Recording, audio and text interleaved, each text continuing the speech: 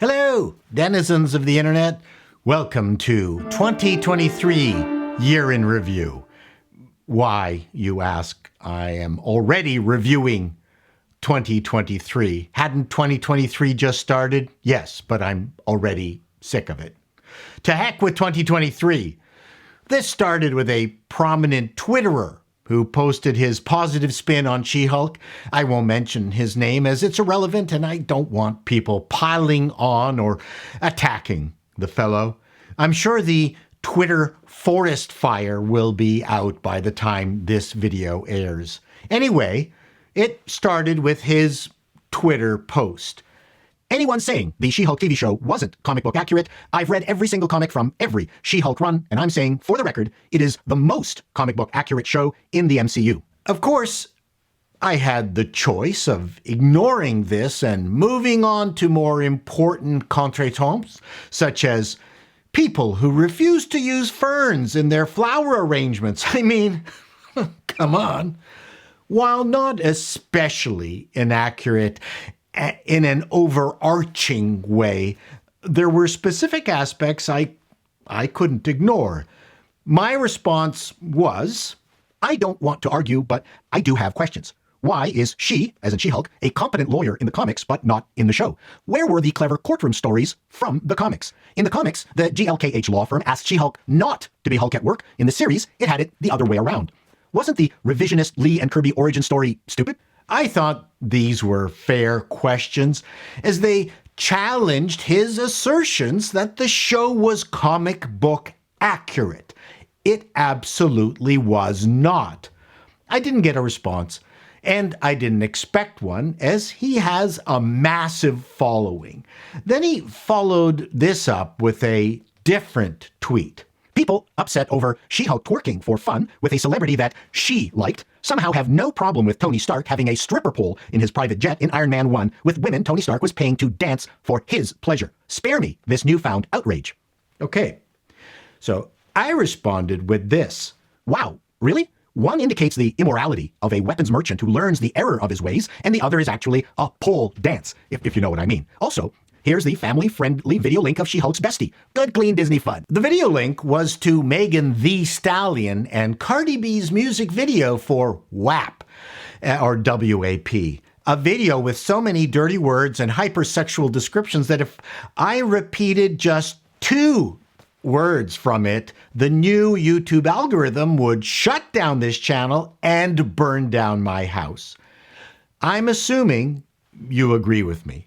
Tony Stark was being portrayed as a hedonist with no moral compass who made weapons of mass destruction. Maybe some of you were actually disgusted by the stripper pole in his plane. It made him look like a pig. That was the point of it.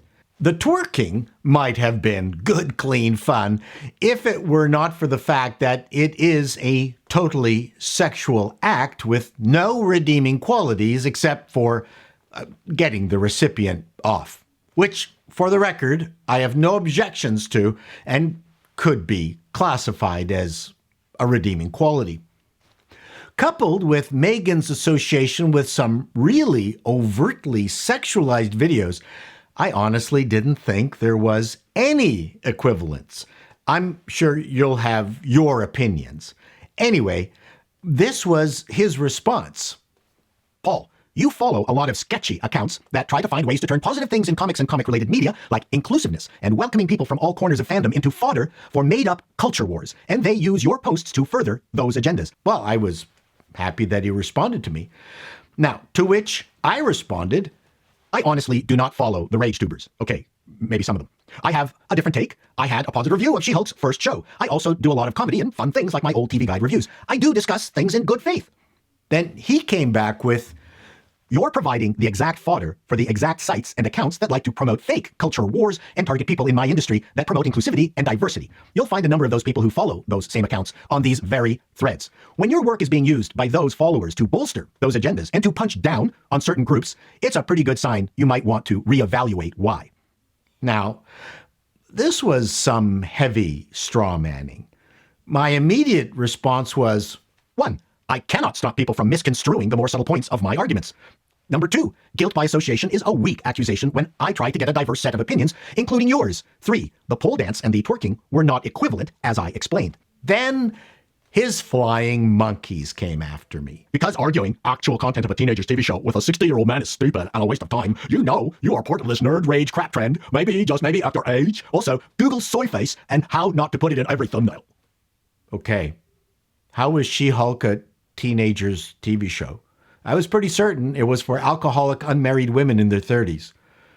Why can't a 60-year-old like anything directed at younger audiences? Am I part of the nerd rage crap trend? Act my age. Like, no way. Then she accused me of putting soy face on every thumbnail. I haven't put it on a single one. Again, these people love accusing me of stuff without a hint of research. Luckily, I have you, my killer bees. Thanks for your backup. Really appreciated it. And thanks for not responding with name-calling when their side continuously did so. Good job. But let's get back to the original responses. Paul, you follow a lot of sketchy accounts. What does sketchy accounts actually mean? Illegal? That they deal in child trafficking? They drink directly from the milk carton in the fridge? Or maybe just that they have an opinion. Honestly, no better way to give us the finger than a massive rating success. I'm wondering if my friend can name one show that proved those sketchy accounts wrong. Name one.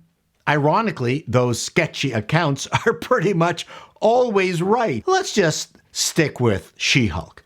It was a ratings disaster. We didn't make up the culture wars. The studios did. I should add that a diverse, inclusive show does not get an automatic free pass. Then there was this. They use your posts to further those agendas. I guess he meant I'm feeding the flames of hatred, which is actually my tramp stamp tattoo. Not discussing in good faith. I just pointed out that the stripper pole in Iron Man was not the same as the twerking in She-Hulk. Then he basically repeated himself with exact fodder for the exact sites and accounts that like to promote fake culture wars and target people in my industry that promote inclusivity and diversity. Diversity includes diversity of opinions. What did he mean by target people in my industry that promote inclusivity and diversity? That's interestingly phrased. What this means is that Hollywood promotes an everyone gets a medal philosophy. Accountability is violence. Questioning is trauma. Admonishing for incompetent work is literally death. Is it important to treat people respectfully?